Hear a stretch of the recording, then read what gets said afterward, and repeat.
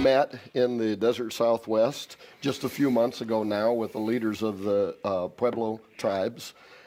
This was a term that they continue to use, and they explained to us that this is what their elders used to refer to the giants that were on American soil in early American history.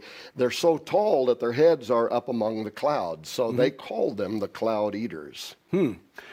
So is that what led to the decision to then meet with the Native American elders of those tribes?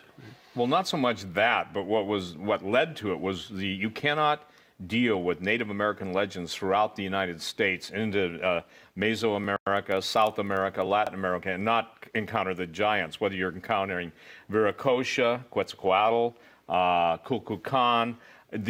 What most people don't realize, no place in any South American writing do any of the quote civilizations that, by the way, we'll get into cannibalism and human sacrifice. They don't claim they built these structures that are attributed to them.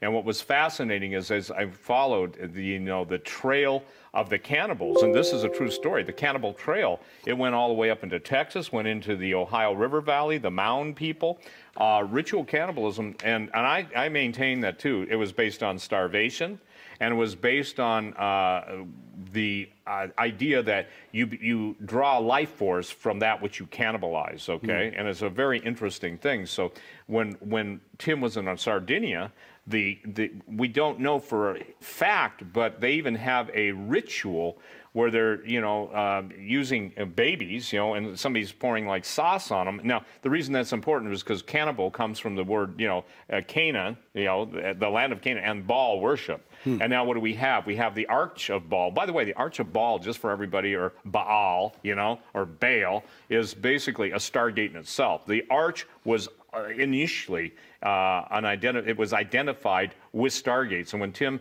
and the crew were down in South America, wouldn't you tell the story about Amaramuru, because it's relative to the desert Southwest, with all those guys sitting there making all the noise to try and open the gate? Well, we're finding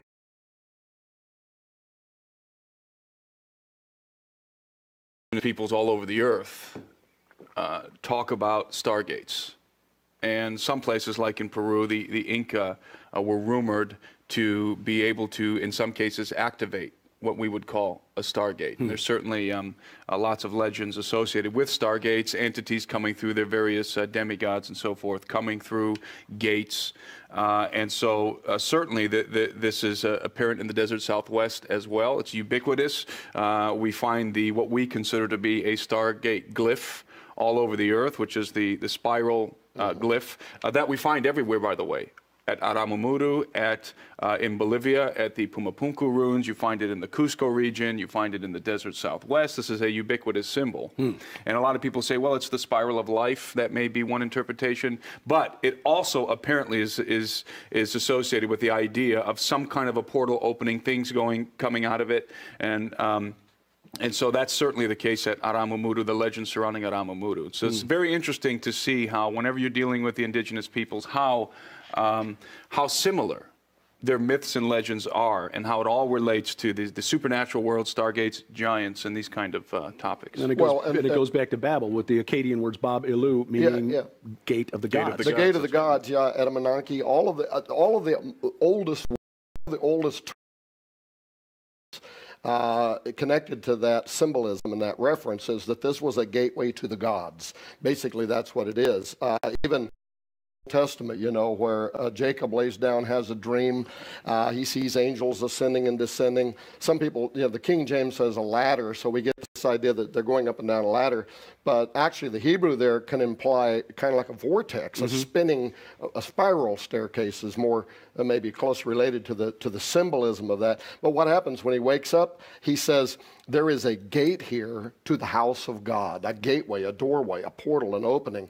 And Dr. Don Mose, one of the elders in the Navajo tribe, he literally translates that spiral. He sent us to where the petroglyphs are that show the giant spiral. He said, go there and you'll see the story of our earliest history where the spiral opened, the giant reptilian being that's right next to it with a halo around its head came through and began deceiving people. They went into their kivas. They started practicing sorcery, pharmakia, Revelation chapter 9. The gates of the earth opened and the giants came up. he said that that is the oldest story from among the medicine men in the Navajo Nation. So that corresponds with what the Apache told us, so what they all told us. Now, one of the things that people are going to find ultimately fascinating in the book Unearthing the Lost World of the Cloud Eaters is the challenge that is actually supported by the Smithsonian, that the history needs to be rewritten with regard to the Anasazi. One of the big questions, the pre-Pueblo Indians, Mesa Verde, they built the cliffside dwellings, Hovenweep, the giant defensive towers, but at Chaco Canyon, they're just living above the earth and peaceful like they're farming or something, right? So the way that the Indian tribes, the modern Pueblo, prefer to tell this story. And so do, like all of the parks departments and whatever, is that they started out, in Mesa Verde, building these cliffside dwellings because of an extended drought. They finally slowly migrated away from there. They went to Hovenweep, places like that. Then they wind up at Chaco Canyon. And by the way, the tribal elders that we met with, they said, if you want to understand Chaco Canyon, think of it as your biblical Babylon. That's literally what they said. This was America's Babylon, right? Wow. And cool, but I had a working theory, just based on several years now of talking with the elders among those tribes, that the history had been intentionally reversed for reasons that maybe are covert, right? That they were trying to control our understanding of American history because, like the Powell Doctrine and the Smith use obfuscation. They don't want to talk about giants when they find giants and want to hide them because it tinkers with Darwinian evolution. It contradicts history as opposed to the narrative they want to create. So I had a theory. I said, I think it's backwards. The evidence suggests they canyon, peaceful farmers, they're doing their thing. Some extraordinary challenge, something terrified them. They flee Chaco. They wind up in Hovenweep building their giant defensive towers with their little arrow cutouts, right? And there's evidence there that something huge smashed giant holes, not just decay where the towers fell down. Something knocked giant holes. So was this weaponry? Was it a giant fist? I don't know. But there was some stuff there that we can't explain in our history. Then from there, they fled to the canyons in Mesa Verde, and that was their last stand, building these defensive places to try to escape whatever this gigantic, terrifying, menacing thing was. Meanwhile, something's happening to their women. They're starting to give birth to children. 6 toes that are extraordinarily large, 2 rows of teeth, distorted mandibles, and they're putting jewelry around their additional digits. Their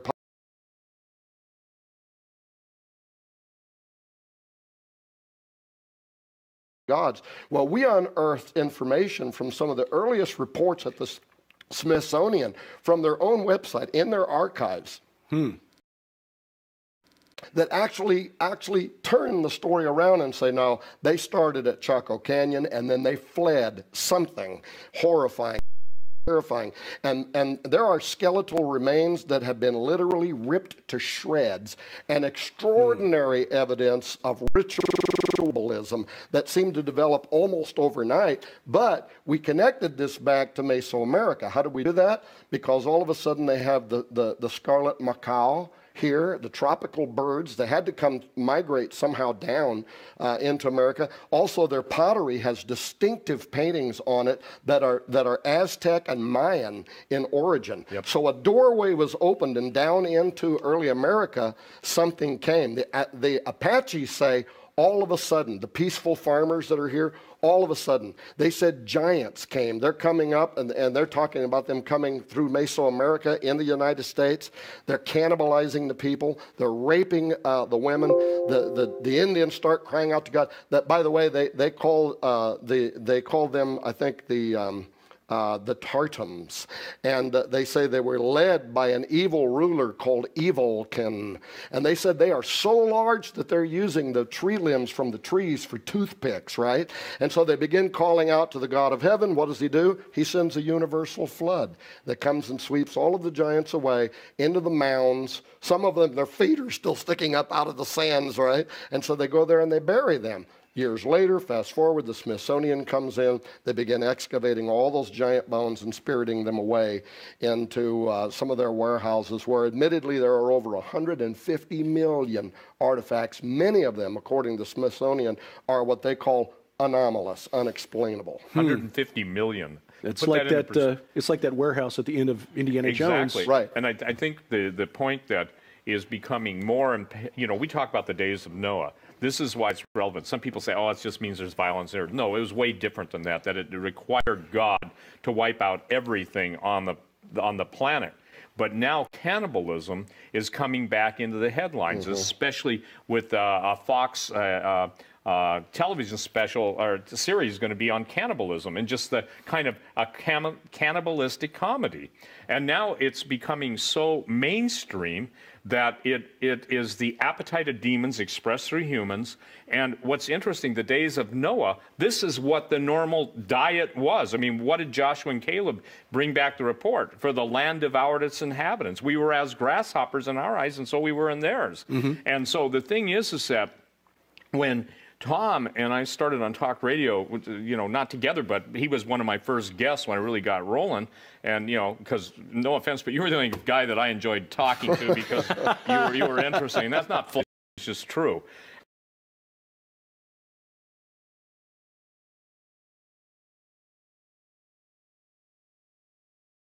On the genetic manipulation, we're faced on becoming Soylent Green, and now that's a food wafer made out of human beings, and now you've got the justification, even the Smithsonian, this is the most strange thing I've ever seen, talking about, what does human flesh taste like and stuff.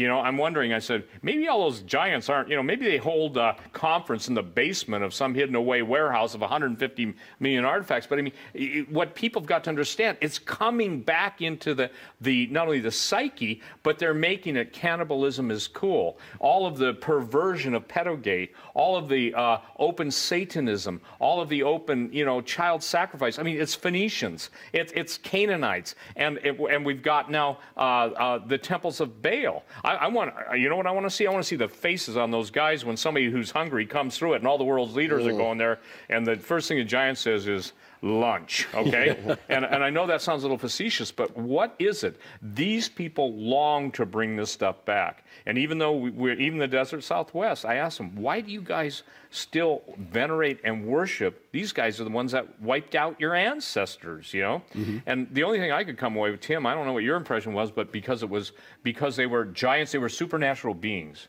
Is that kind of what you were left with, or what were your? Yeah, and it's interesting how also the indigenous people of the United States, but then also when you go to like Sardinia, which we go to in our film, you find this narrative of the worship of the giants. That the giants are being venerated, that their bones are being worshipped. In fact, when we were in the desert Southwest, we asked them point blank, "Do you know?"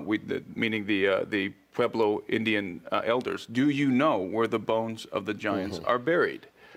And they paused for a moment, and one of them said, "Yes, we know." They were very reluctant to say that. Matter of factish, but reluctant. Yeah. But Yes, there's also, and I know we got to go to a break, but when we come back from the break, I'd like to also follow up on Steve's comments about how cannibalism is tied to the sin of the Watchers and to what happened here in the United States. Right, and how in fact it's changing what it means to humans. This is a big time revelation, okay? And I believe God has reserved this revelation for this time. I don't believe people 20, 30, 40 years ago could have handled it. Maybe some forward, but it's so critical. It's so timely, and it's so neon lights in the sky, if you will, flashing. Here's what's coming. Get ready. I want my people prepared. I don't want them destroyed. Cannibalism and the desert Southwest tied to giants on North American soil. A conversation with Steve.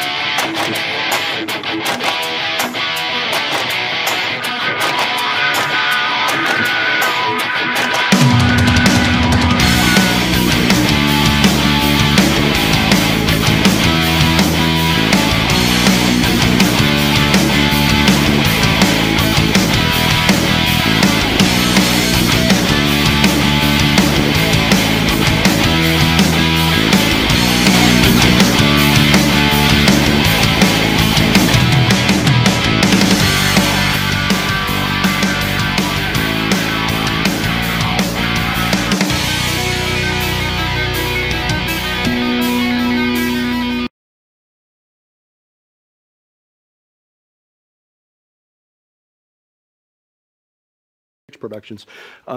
The practice of cannibalism by these giant inhabitants of the desert Southwest, the idea that this is something that is being brought back into the mainstream consciousness through pop culture, there's some science behind this that's really disturbing. Tom, you've been digging into this. Yeah, there is some science behind it. But let me say, remind people that may not know this, that the ideal of ritual cannibalism, meaning that it's not people eating people because they're starving to death, right?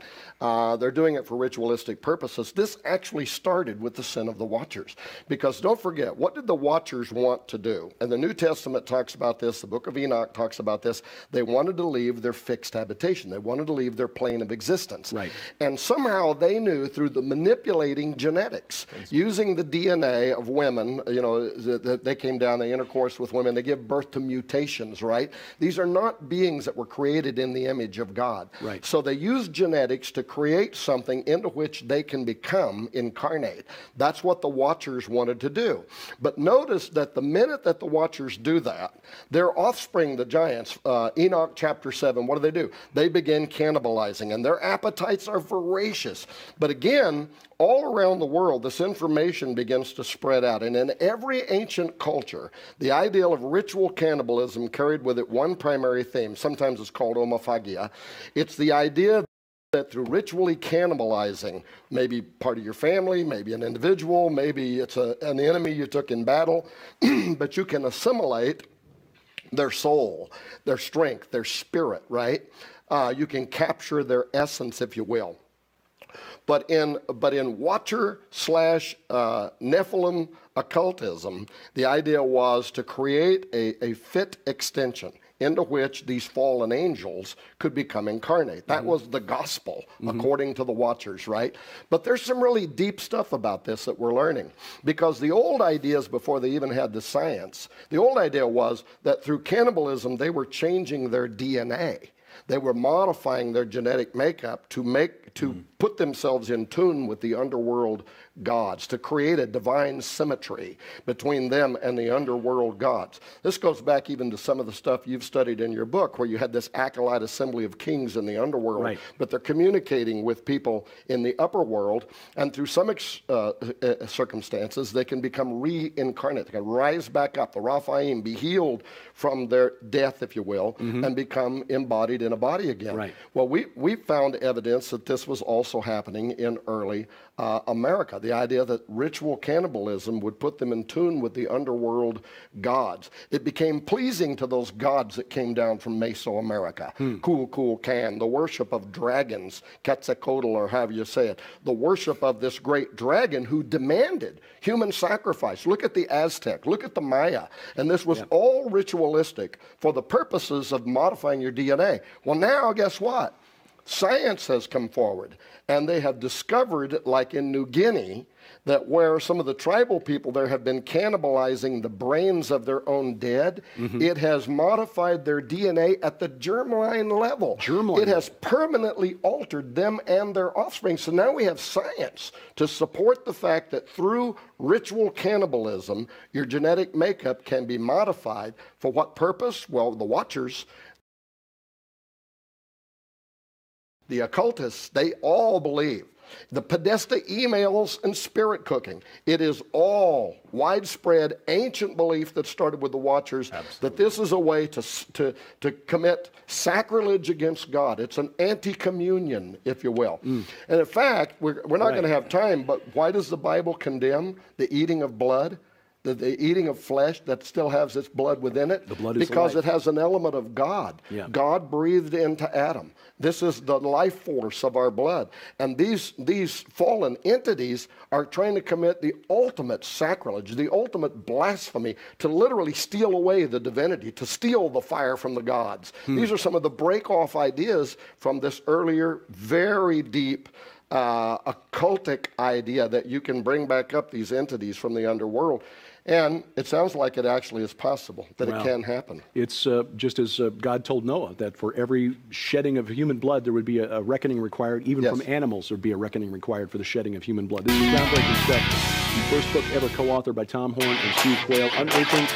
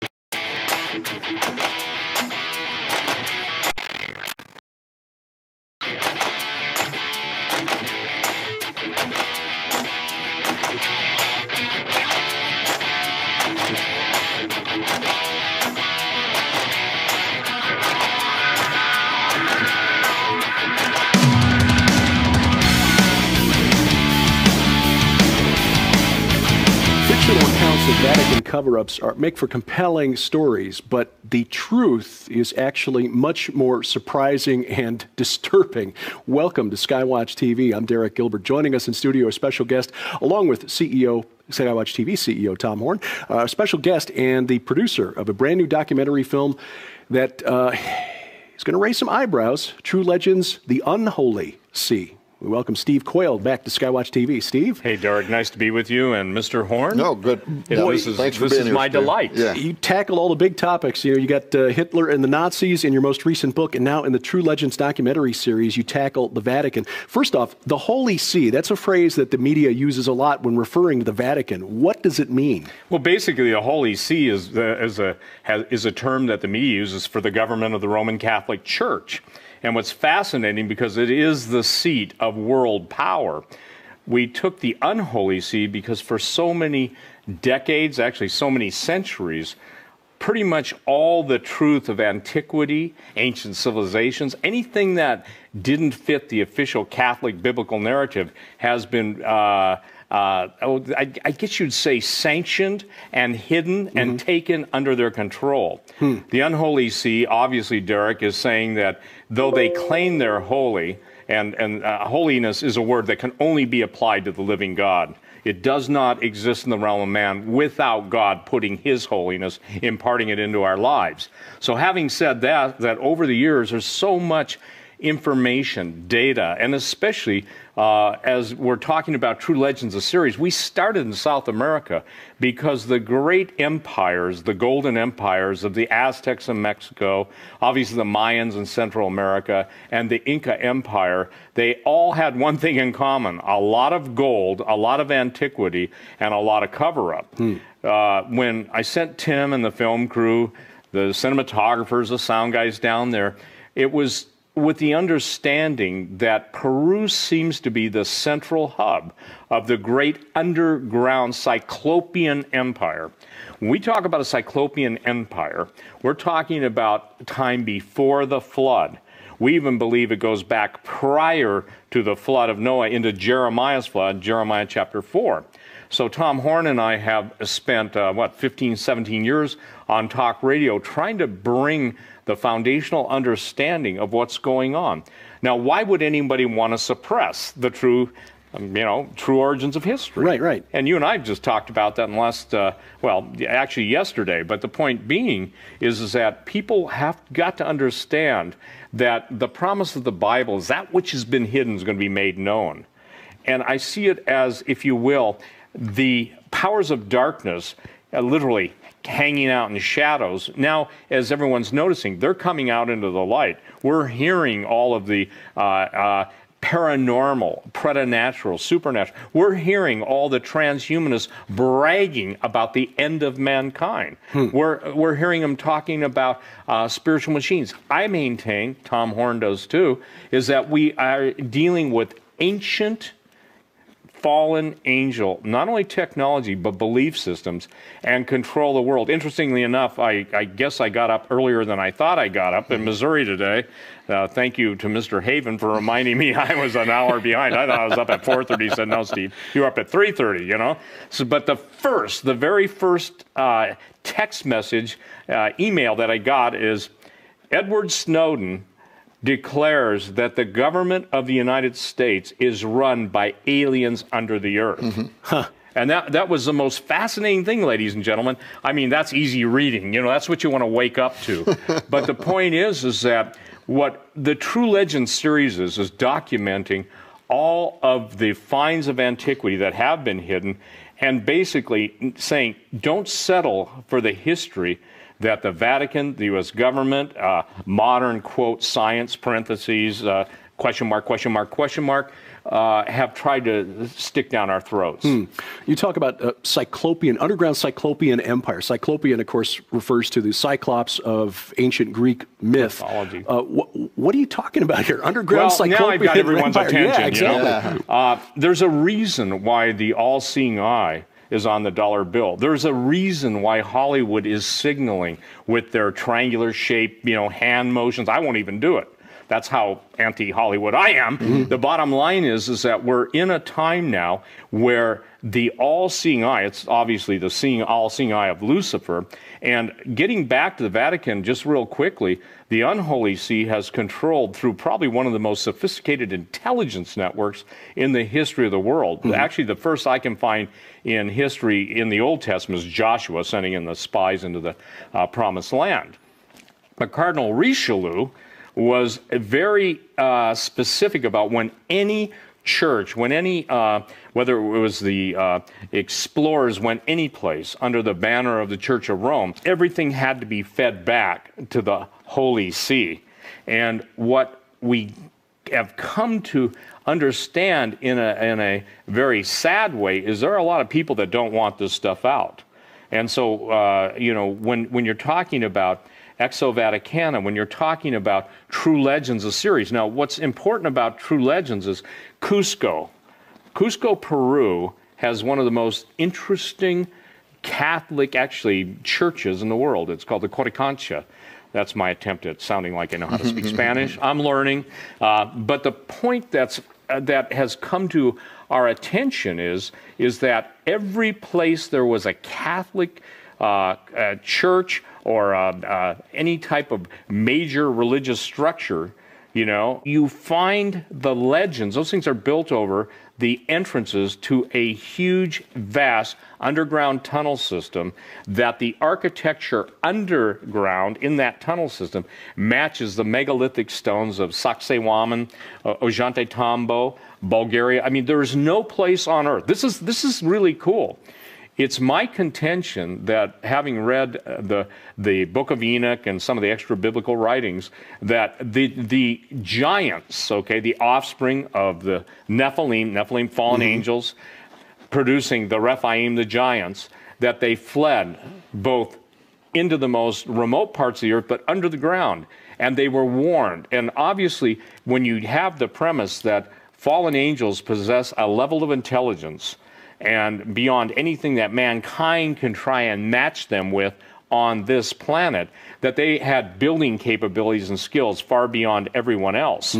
And so when we talk about Cyclopean architecture, you know, some of the Cyclops in history, the skeletal remains went 400 feet high. One of the most famous finds in ancient architecture was a fact of a giant Cyclops with his sitting down, like almost frozen in time and space, with his elbow on the top of a ship's mast, okay? So it's astonishing to me that now, with the finds in South America from Peru, Tim and the film crew obviously went to Bolivia, they went to Sardinia, they went to Malta. They met with some really nasty people who I believe were obviously upset that Timothy Alberino and the film crew are at the Jesuit headquarters getting dirty looks and talking to one of the most interesting men, actually two of them. One of them, Leo Zagami, who he claims he's a insider, Vatican occultist, Luciferian. He's changed his tune a little bit on that. But the point being is that he was able to arrange a personal entrance into Jesuit headquarters. Now, why that's important is because with what Tom had written, and we basically are